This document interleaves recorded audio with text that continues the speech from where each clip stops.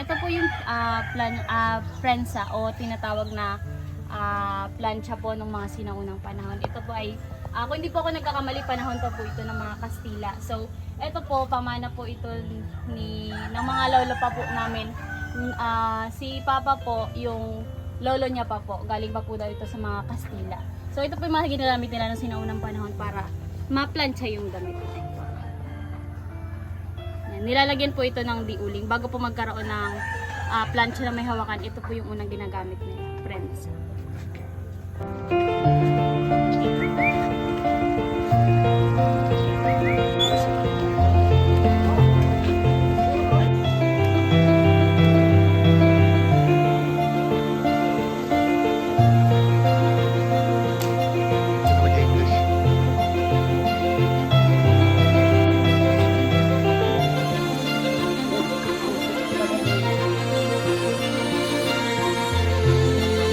Hi everyone, I am Nel Marvin Polopot, your tour guide for today.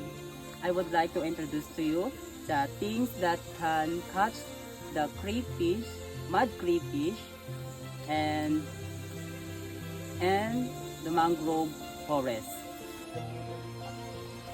Good day everyone, I am your tour guide Kent Joshua M. Gonzalez, and we are now at Manlag Mangrove Forest, and today I will demonstrate to you how this thing works. It is called in Manlag Sarading.